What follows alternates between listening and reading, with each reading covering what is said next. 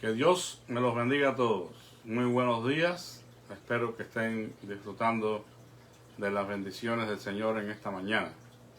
Quiero invitarles a escuchar una canción,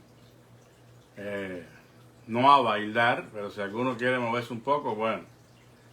Pero quiero poner algo diferente, una canción que se llama La Palabra de Dios, que es de lo que vamos a hablar, pero que es cantada por Marino y pues tiene un ritmo un poco tentador. Vamos a escuchar.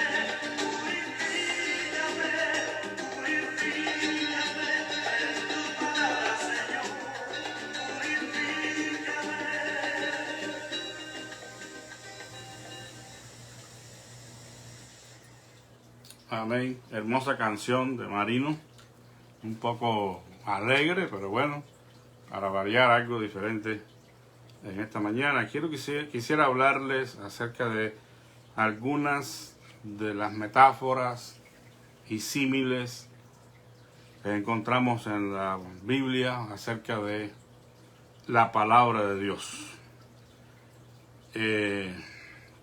Son dos cosas, dos figuras de retórica que encontramos en la palabra del Señor y en relación a la Escritura, pues indican una comparación, una semejanza entre dos cosas, con la diferencia de que el símil usa la expresión como, y en la metáfora pues la cosa o la persona asume supuestamente, en sentido figurado, por supuesto, la naturaleza del objeto o lo que se esté diciendo. Por eso que cuando Jesús dice yo soy el pan de vida o yo soy la puerta, es una metáfora.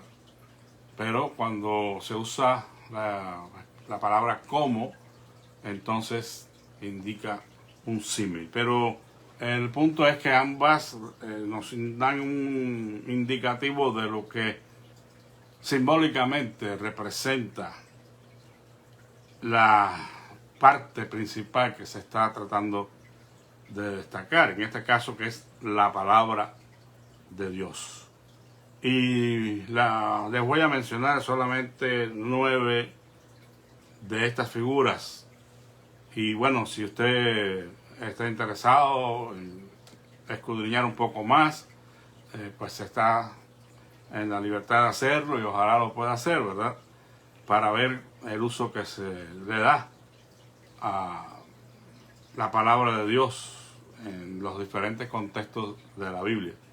Y el primero de ellos es la lámpara, que conocemos muy bien, estamos muy familiarizados con el versículo del Salmo 119, 105, donde dice: lámpara es a mis pies tu palabra y lumbrera a mi camino. Sin la figura de la lámpara también se hace referencia a la palabra de Dios como la luz que nos ilumina, que nos deja ver el camino por el cual andamos. Por eso es que la función, en este caso, que ejerce la palabra de Dios sobre la vida nuestra es iluminarnos el camino de la salvación. Nos traslada a la luz de su palabra al conocimiento de Cristo. Por eso dice que somos trasladados de las tinieblas a su luz admirable, para que ahora aprendamos a conducirnos a través de la luz que nos ofrece la palabra de Dios en relación a sus verdades eternas. Ya no vamos a ir por la vida confiando en nuestra propia filosofía de vida o en la que habíamos quizás abrazado anteriormente. No es que todo es de desecharse, pero ahora todo tiene que ponerse bajo el escrutinio de la luz gloriosa de nuestro Señor Jesucristo, que está en su palabra. Su palabra debe darnos a nosotros luz para andar en la justicia de Dios, ya no en nuestra propia justicia. Ahora vamos a ir descubriendo cuál es la voluntad de Dios para nuestras vidas. Y eso solamente es posible a través de la luz que Él nos ofrece para poder ver y entender su palabra. Es lámpara a mis pies. Dice, es la luz que me da la oportunidad de saber dónde voy a poner el próximo o dónde voy a dar el próximo paso en mi vida. La lámpara ofrece luz en un poco espacio nada más, pero la lumbrera es la luz a lo lejos que también nos indica el camino por el cual debemos andar. Hace función como el faro, que es una luz que está en un lugar visible para que todo navegante pueda saber de que allí hay un lugar que ofrece peligro. Los arrecifes, la palabra de Dios nos ilumina el camino para que nosotros despejemos todo aquello en nuestra vida que está oscuro y podamos ver su luz, podamos dirigirnos con sabiduría en este mundo. La palabra de Dios es fuego, dice en Jeremías 5:14. Aquí, en este versículo, se presenta este otro símil o metáfora de la palabra de Dios. Por tanto, así ha dicho Jehová Dios de los ejércitos, porque decís esta palabra: he aquí yo pongo mis palabras en tu boca por fuego, y a este pueblo por leña, y los consumirá. Evidentemente aquí está la palabra de Dios como fuego en un sentido o en un contexto de juicio por la desobediencia del pueblo. Y Dios está diciendo: yo voy a poner mis palabras en tus labios, Jeremías, como fuego que va a consumir el pecado de mi pueblo. Es decir, que en este caso el fuego representa el juicio de Dios. El fuego que puede tener diferentes efectos. Lo mismo puede servir para la disciplina de su pueblo en el momento en que se ejercita la disciplina, y también el efecto secundario, si hay arrepentimiento, de purificar sus corazones. En Jeremías 23, versículos 28 y 29, dice así: el profeta que tenga un sueño, cuente el sueño, y el que tenga mi palabra, cuente mi palabra verdadera. ¿Qué tiene que ver la paja con el trigo? Dice Jehová. ¿No es mi palabra como fuego, dice Jehová, y como martillo que hace pedazos a la roca? O sea que la verdad de Dios, el fuego de Dios purificará la mentira y la falsedad de las profecías dadas por los profetas falsos. No siempre el fuego lleva una connotación negativa, porque sí, la palabra de Dios en este caso es el fuego que está destinado a ejercer la justicia de Dios, la disciplina de Dios, la justicia, el castigo sobre los impenitentes, la disciplina sobre sus hijos, pero la función del fuego aquí es de juicio, en el caso de los impíos, de corrección, en el caso de los hijos de Dios. Pero lo encontramos también en un contexto diferente cuando hablamos de la purificación del corazón, y no necesariamente en un contexto de juicio. Lo vemos en el día de Pentecostés, por ejemplo, cuando se le posaron lenguas como de fuego sobre cada una de las cabezas de los que estaban allí, representando esa palabra de Dios que estaba siendo ratificada, estaba siendo puesta en sus corazones, porque lo que sucedió en el día de Pentecostés, amados hermanos, era la celebración de esa gloriosa o ese glorioso día en el que Dios le dio su ley a Moisés en el Sinaí. Por eso es que decía Jeremías y Ezequiel dijeron que él escribiría su ley en sus corazones, pero no en los corazones con los que se aparecieron allí, sino en los corazones de carne, sensibles, en esos corazones maleables, dispuestos a ser moldeados a la voluntad de Dios.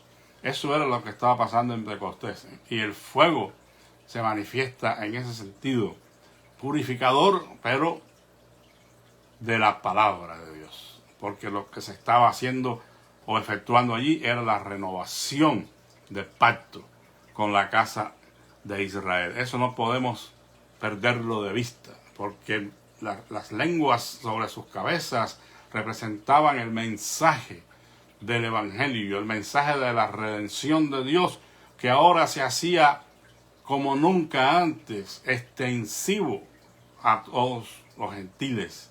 No es que antes no hubiera existido esa posibilidad de que los gentiles creyesen en el Dios de Israel, porque siempre existió esa posibilidad. Pero ahora Cristo ha sido revelado. Ahora la situación se hace más clara, más evidente, y de una manera como nunca Dios derramaría su espíritu sobre toda carne, y todos tendrían la oportunidad de tener una entrada amplia y generosa en el reino de nuestro Señor Jesucristo. Ahora, la palabra de Dios también es comparada con un martillo. Como ya leímos, Jeremías 23, 29, su palabra es como martillo. Es otro símil para representar la solidez, la contundencia, lo pesado de la palabra de Dios, que puede quebrantar la piedra.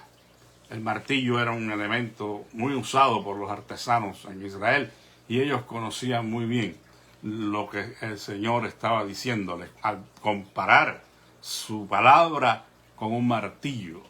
El martillo que viene y quebranta la roca. En este caso, una figura hermosa que nos dice cuán eficaz, cuán contundente es la palabra de Dios para quebrantar nuestros corazones endurecidos. Por muy duro que sea un corazón, la palabra de Dios tiene el poder de quebrantarlo. Tiene el poder de traer sobre esa persona obstinada y necia el arrepentimiento. Tiene el poder de hacernos cambiar nuestras actitudes tercas, nuestros aferramientos necios a situaciones, a cosas, que lo hacemos por la dureza del corazón. De hecho, muchas de las cosas Dios permitió, no porque Él estuviera en un 100% de acuerdo con ellas, pero por la dureza de vuestros corazones es que estas cosas sucedieron. La palabra de Dios como martillo quebranta el corazón. Quizás no con 1, 2, 3 golpes, no estamos contando los golpes, pero si la piedra sigue expuesta al golpe consecutivo del martillo, que quiebra. Bueno, de la misma manera no debemos perder las esperanzas en aquellas personas que les hemos predicado el Evangelio y que todavía no se arrepienten. Sigamos dando testimonio, no dando sermones, dando testimonio del Evangelio de Cristo. Seamos palabra viva, martillos andantes, que nada más de encontrarse con nosotros, ellos pueden sentir el peso de la palabra de Dios que está sobre ellos, porque se van a acordar de la palabra que un día usted le compartió. La palabra de Dios es comparada con una semilla también. Ya conocemos todos la parábola del sembrador, cómo la semilla se compara con la palabra de Dios. Es que la semilla es la palabra de Dios, es una metáfora. Y sabemos que la semilla pues tiene que caer a la tierra y tiene que morir para que entonces pueda nacer la nueva planta. Bueno, en este caso pues no todas las cosas que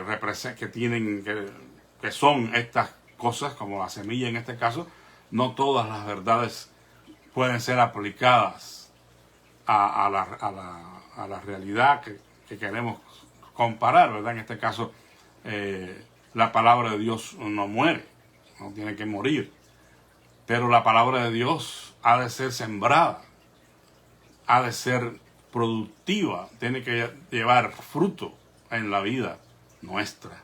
Y ya usted conoce la parábola, dependió del lugar donde fue puesta la semilla.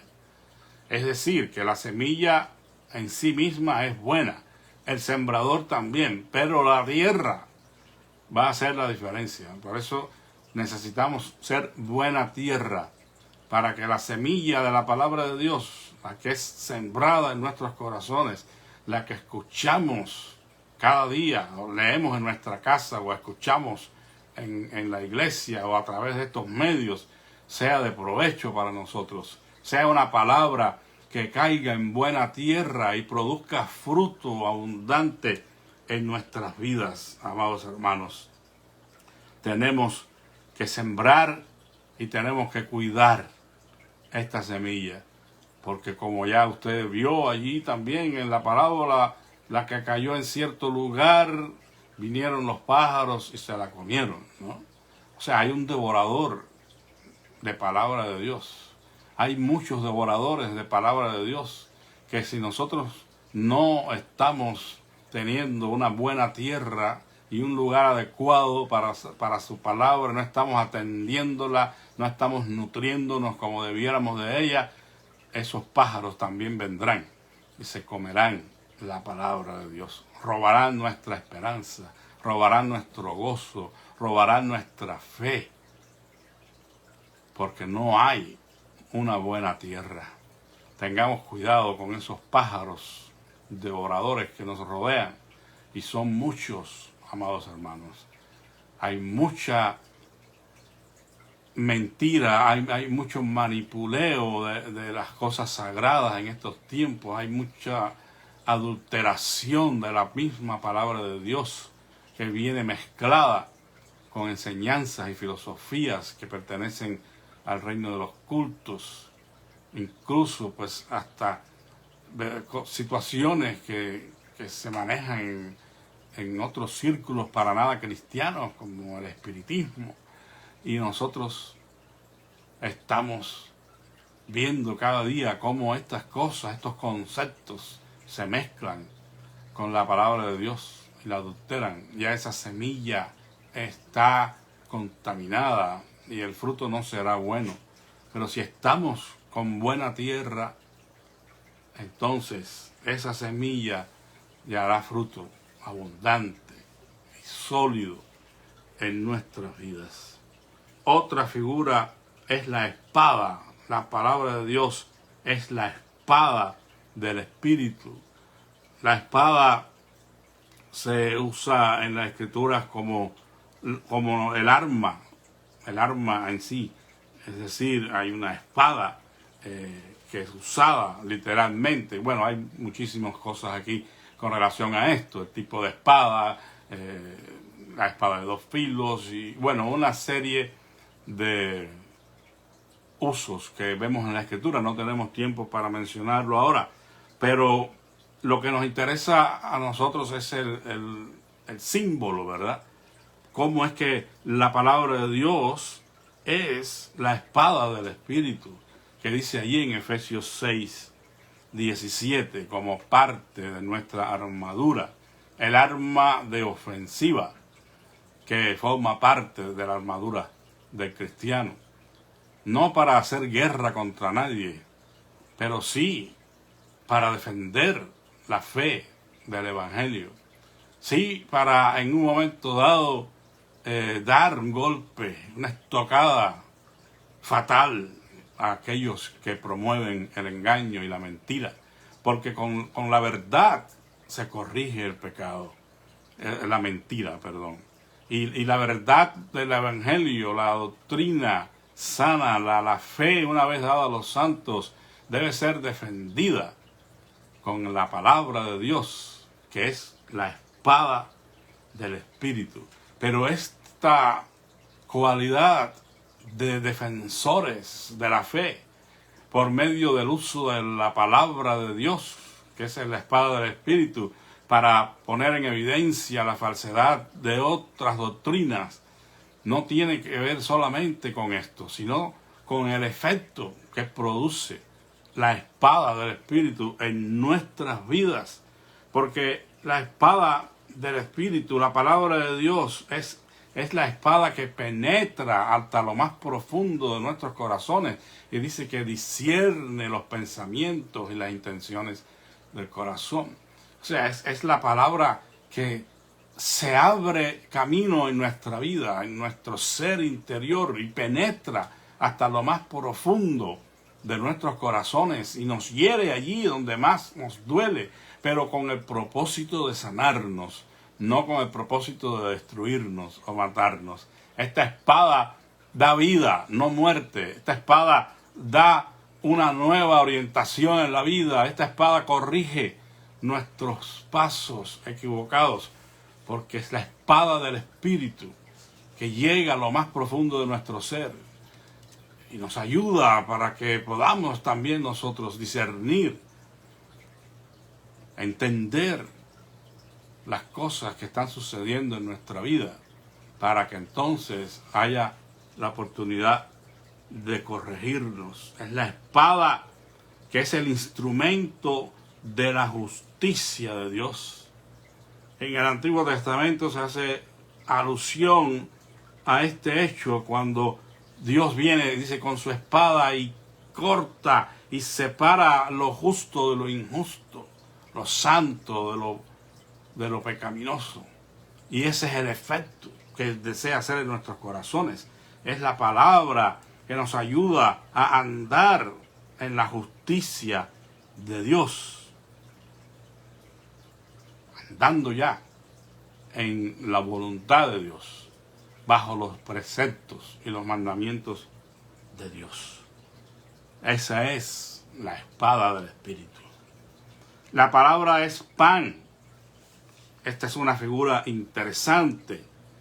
Encontramos en el hebreo 7 palabras para pan y que se mencionan unas 384 veces en el Antiguo Testamento. En el Nuevo Testamento, en el griego, hay 3 palabras que se mencionan 108 veces. Este dato lo doy para mostrar o demostrar el gran uso que tuvo esta palabra tanto en el Antiguo como en el Nuevo Testamento, porque en un sentido natural, literal, el pan fue un alimento básico en la dieta de ellos, y es un alimento básico. Yo no diría que solamente para estos pueblos orientales, sino en todo el mundo. Usted puede encontrar en cualquier cultura pan. En cualquier mesa hay pan, de una manera u otra. Pero el pan es un alimento esencial en la dieta. El pan en la palabra de Dios, por mencionar solamente algunas cosas en el Antiguo Testamento, es símbolo de la presencia de Dios. Por ejemplo, los panes de la proposición en el tabernáculo. Es símbolo de hospitalidad, cuando se le ofrecía el pan a la persona que llegaba de visita a la casa. Es símbolo de sabiduría, es símbolo de unidad, incluso el pan en el Antiguo Testamento. En el Nuevo Testamento, ¿qué podemos decir? Aquí la situación se hace mucho más hermosa para nosotros, porque el pan es símbolo de Jesús mismo. Él usó esta metáfora, dijo, yo soy el pan que descendió del cielo. O sea, una comparación con el maná que le había servido de alimento a ellos en el desierto, en su peregrinaje. Él está diciendo, yo soy el pan que descendió del cielo. Es símbolo de su cuerpo, como hacemos cada vez que celebramos la cena o la comunión del Señor, el cuerpo ofrecido de Cristo por nuestros pecados. Es símbolo de su reino y de la unidad de la iglesia. Es símbolo de la palabra de Dios, que es lo que nos ocupa en esta mañana. La palabra de Dios es el pan, es el alimento, es el sustento de la vida espiritual del ser humano. Por eso Jesús dijo, no solo de pan vivirá el hombre, sino de toda palabra que sale de la boca de Dios. Y como ya hemos dicho, Él es el pan que descendió del cielo. Pero Jesús no solamente es una persona, la llegada o la manifestación de Él en este mundo no representó solamente a una persona, sino su doctrina. Cristo y su doctrina es la misma cosa. O sea, Él tiene una doctrina, Él tiene una palabra que darnos. Y por eso es que Él dice, si alguien me ama, o si me amáis, guardad mis mandamientos. Porque hay quien quiere hacer diferencia entre Cristo y su doctrina. Y dicen y pretenden tener a Cristo, pero están apartados de su doctrina. Pues es una contradicción de las más grandes.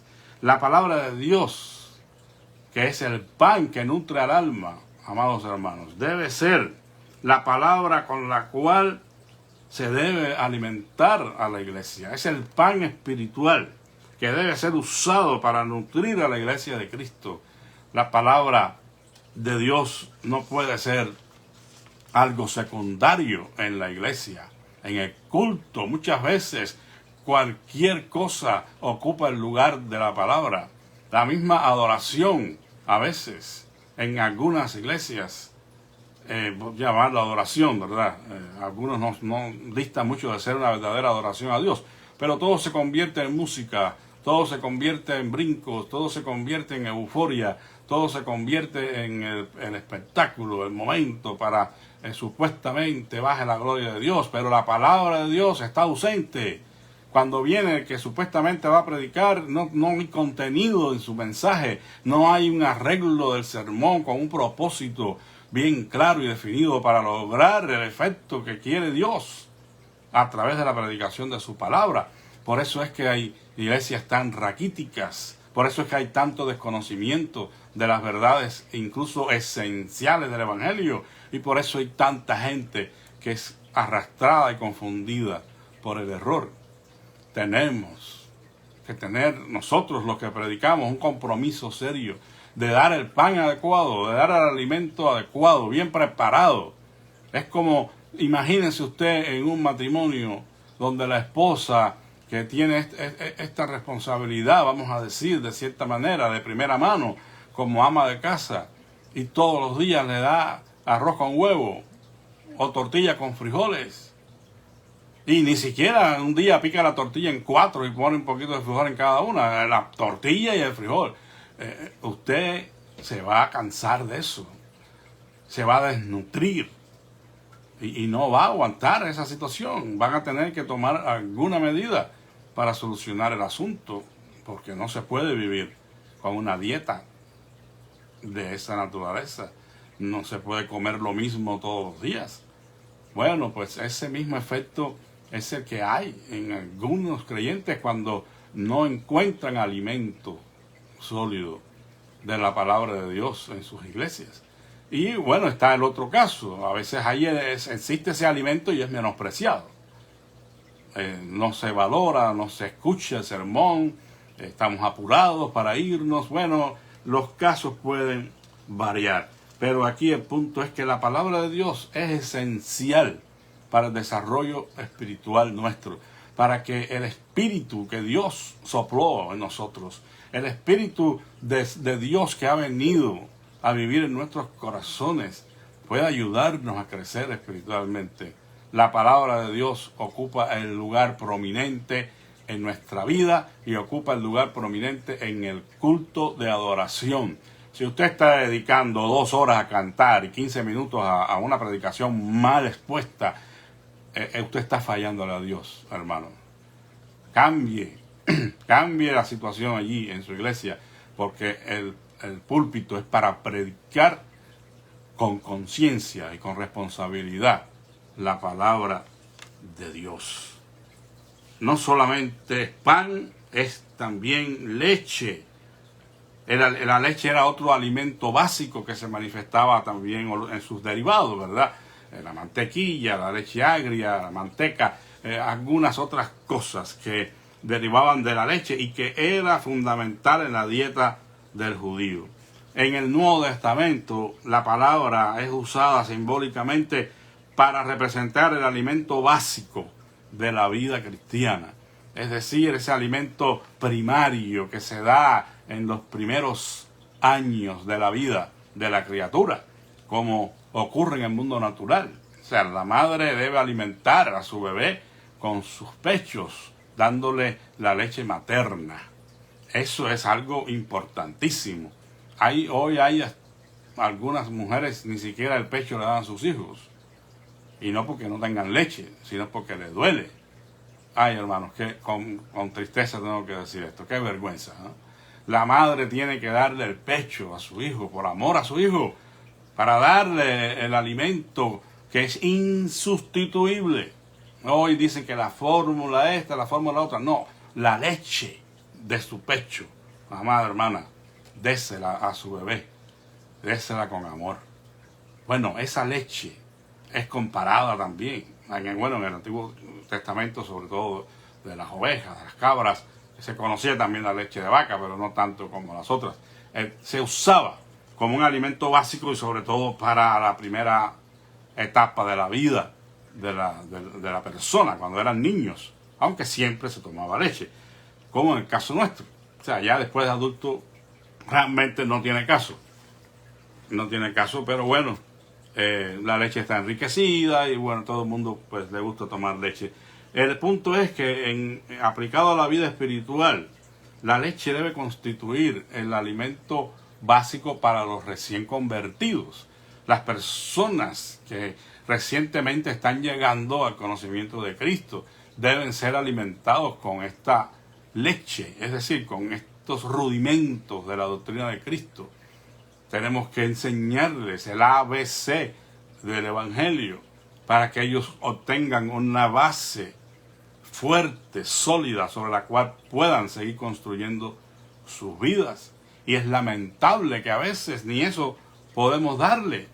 Y a veces no por la ineptitud del pastor o su negligencia, sino porque aún esas personas no procuran la leche.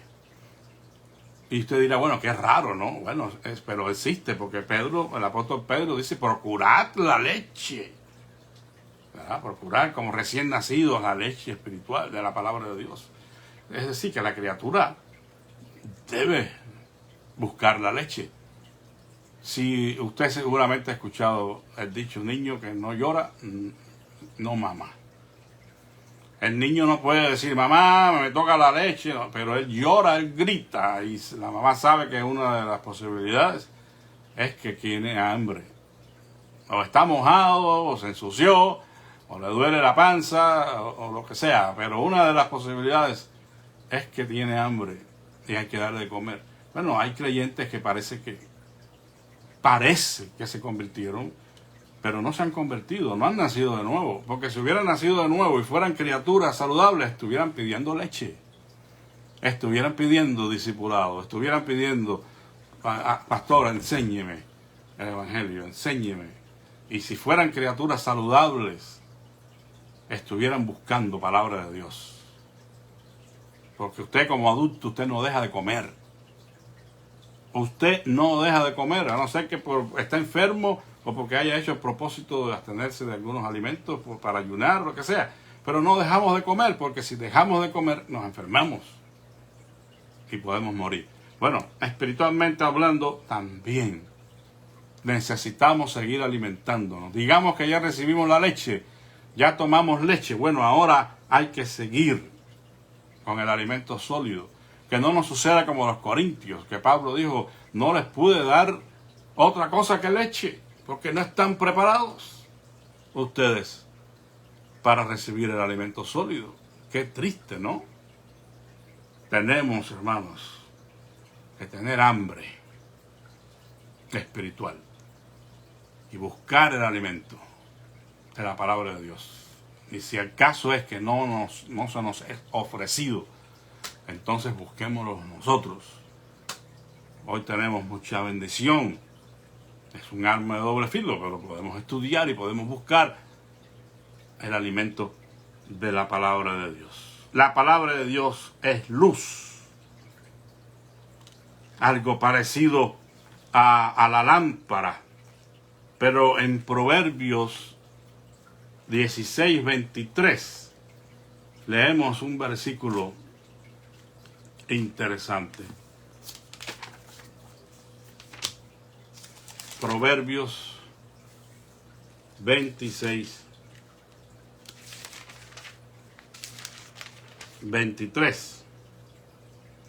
Como escoria de plata que barniza la loza, son los labios lisonjeros con un corazón, perdón, estoy leyendo mal, disculpen, es que no veo, a pesar de que tengo la lupa. Proverbios 6:23. Porque el mandamiento es lámpara y la enseñanza es luz y camino de vida las reprensiones que te instruyen. O sea que la palabra de Dios es luz. Es una figura bastante parecida a la lámpara.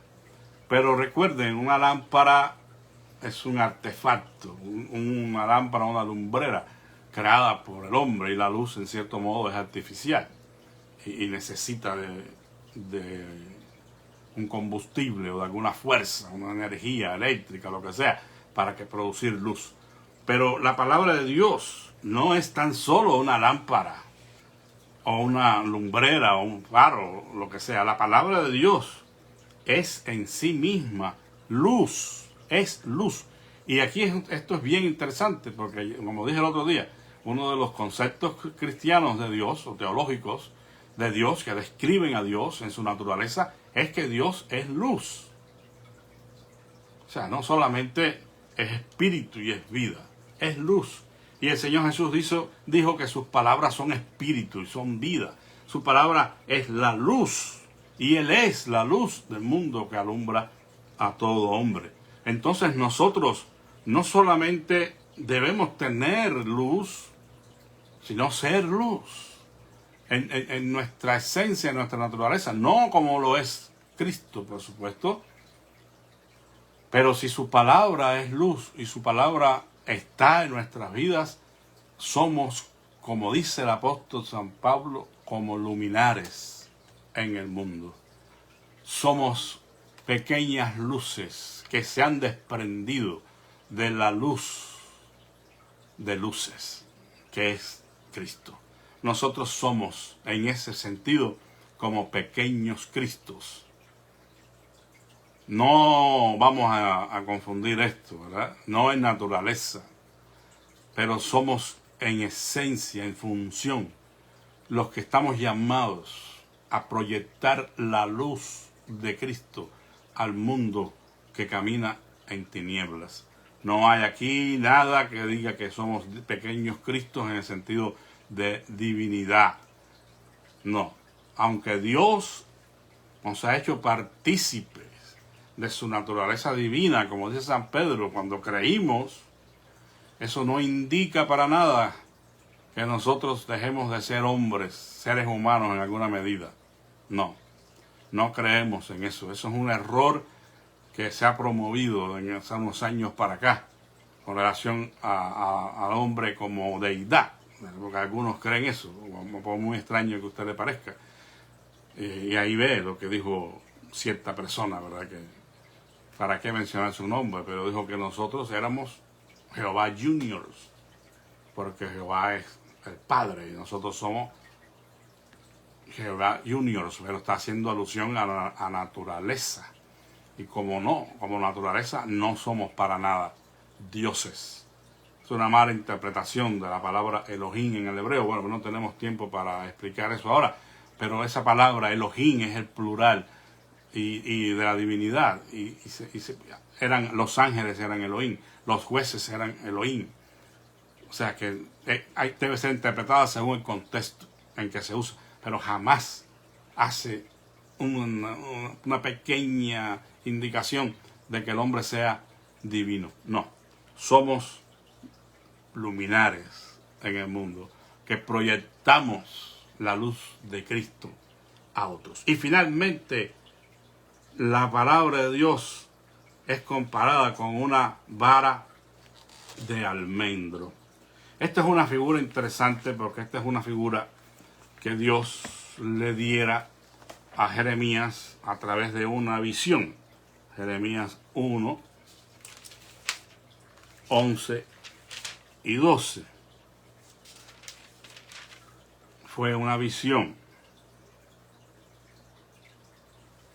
Y vino a mí palabra de Jehová diciendo, ¿qué ves tú, Jeremías?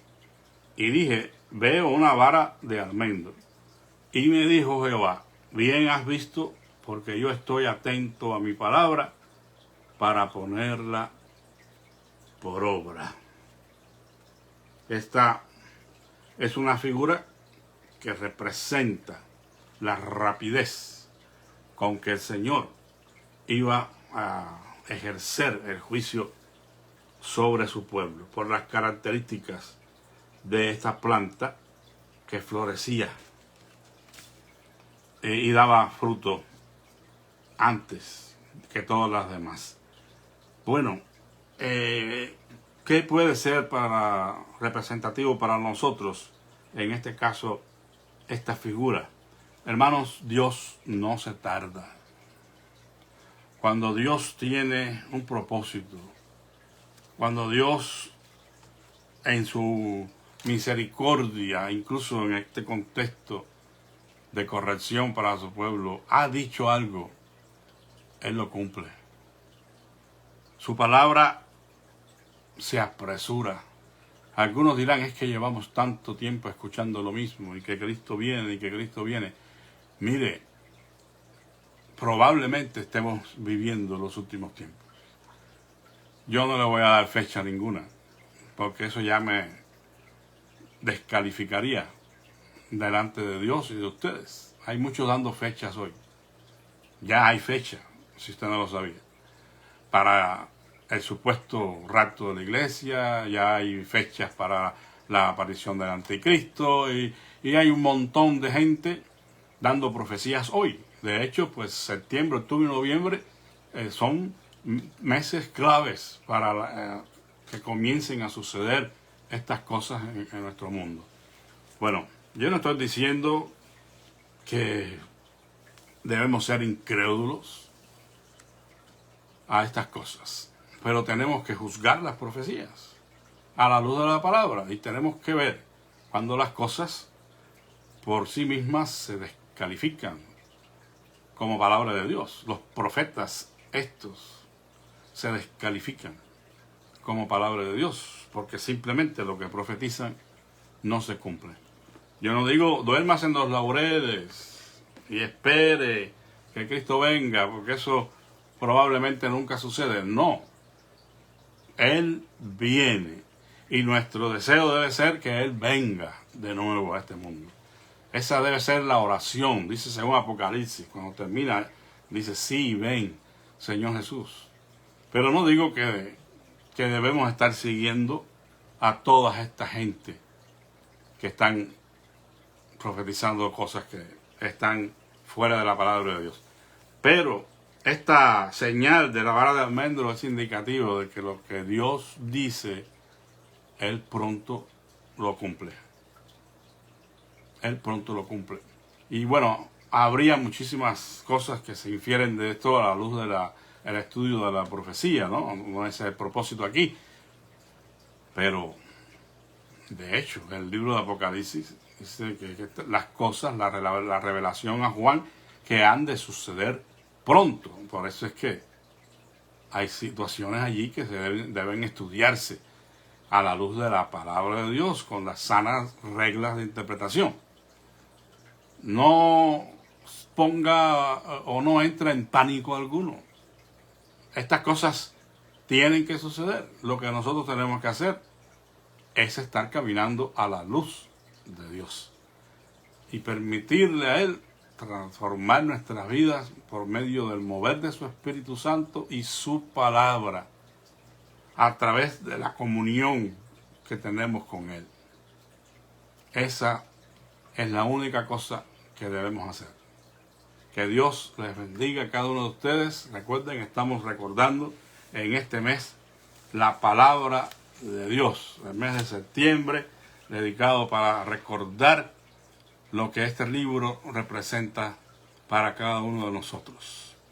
Un libro amado que nos ha dado el conocimiento de Dios.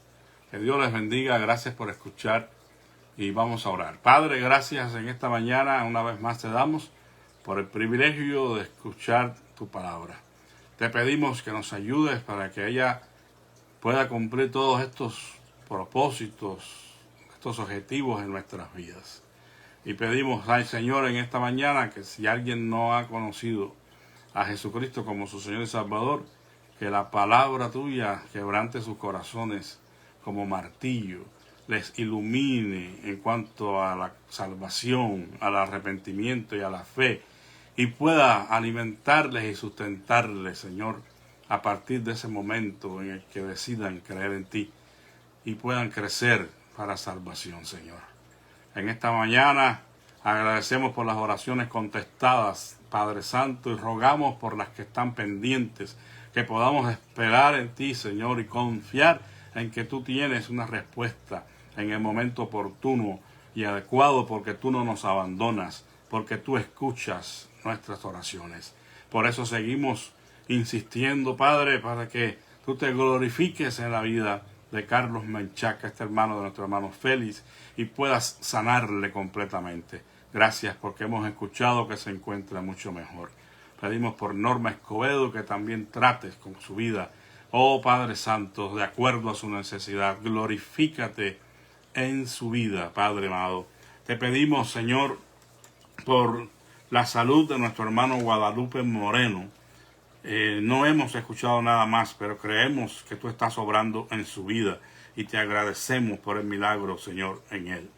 Gracias, Padre, por la vida de Alberto Enrique, este compañero de trabajo de nuestro el hermano Unciel, Señor. Te pedimos en el nombre de Jesús que tú seas con esta persona y que sigas obrando, Señor, la sanidad en su vida. Hemos escuchado que está progresando lentamente y te alabamos y bendecimos por eso. Tócale, Señor, y revélate a su corazón. Rogamos por Coral Rubio, Señor. No sabemos cómo habrá salido, no hemos escuchado tampoco ninguna noticia, pero estamos creyendo, Señor, que tú estás con ella en su recuperación y que todo ha salido bien.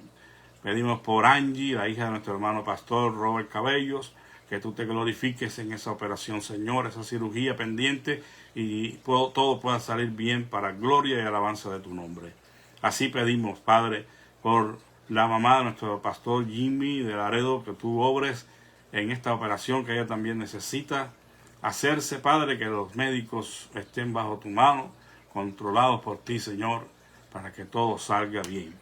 Así, mi Dios, te damos gracias por la recuperación que está teniendo nuestro hermano doctor José Rodríguez. Gracias, Padre, por concedernos a nuestro hermano por un tiempo más. Padre amado, así rogamos, Señor, que tú sigas obrando, Señor, en la vida de los demás enfermos. No hemos tenido más noticias tampoco de algunos otros, pero hace poco supe que nuestro hermano Iván Martínez estaba mucho mejor de su parálisis facial y te rogamos que tú sigas obrando, Señor, en la vida de nuestro hermano Iván y él pueda estar completamente recuperado, Padre. Así, Señor, por cualquier otra necesidad, de cualquier naturaleza que exista en tus hijos, a que ellos puedan confiar y esperar en ti, Señor. Bendice a nuestras ancianas. Tú sabes cuánto te necesitan. Oh Padre Santo, cuánto padecen de sus dolores. Rogamos, Señor, que tú fortalezcas sus huesos en medio de las dificultades que ellas tienen de movilidad y de todo, Señor. Ayuda a nuestra hermana María Antonia Díaz, nuestra hermana Gladys Pedraza, Señor. Oh mi Dios amado, aún a nuestra hermana Olga Padilla, que tiene también sus dificultades. Pedimos, Señor, por Mariquina, que ayer tuvo una cita, esperamos que todo haya salido bien, Señor. Bendícela y ayúdala en su recuperación, Padre Santo. Proveer empleo para el que lo necesite, Señor. Pon pan en la mesa, Señor, y que seamos agradecidos. Permite, Padre, que amemos tu palabra como ninguna otra cosa en nuestra vida, porque es la palabra que nos sostiene, Señor, y la palabra que nos conduce al conocimiento tuyo. Te lo suplicamos todo humildemente en el nombre de Jesús. Amén. Que Dios les bendiga. Si tienen testimonio, hermanos, de respuesta a las oraciones, compártanlo con nosotros. Esperamos que Dios esté obrando y quisiéramos saber de cómo el Señor lo está haciendo. Hay una obligación de nuestra parte de glorificar su nombre a través del testimonio. La hermana Esmeralda Aldana, que estoy viendo aquí, que está en línea, les saludo en el nombre del Señor. Espero que esté durmiendo mejor. Y hermana, pues aquí estoy a la orden para cualquier cosa. Quiero que me cuente de lo que pasó por fin con la cita médica y si ya se hizo la prueba o la tiene ya programada. Recuerden que eso es importante. No deje de hacerse esa prueba, ese estudio, porque de otras maneras pues no podrán continuar adelante con los planes de operarle. Y así, hermanos, sometámonos, ¿verdad? Con la guianza y dirección de Dios también en la sabiduría que Él ha dado a los hombres y que Él ha puesto en ellos esas capacidades y esos dones también para ayudarnos a nosotros. Por eso oramos también y bendecimos o pedimos a Dios que bendiga a estos equipos médicos, a este personal de la salud, a todos los que se están esforzando en este tiempo para de alguna manera ayudarnos también en nuestras necesidades físicas. Dios bendiga a cada uno de estos médicos y los obreros de la salud. Y Dios bendiga a los Estados Unidos. Dios bendiga al presidente. Tenemos que orar, hermanos, por esto. La situación no es nada fácil y se pueden venir muchos disturbios y muchos problemas. Oremos para que Dios en la ira se acuerde de su misericordia. Que la paz de Cristo sea con todos. Amén.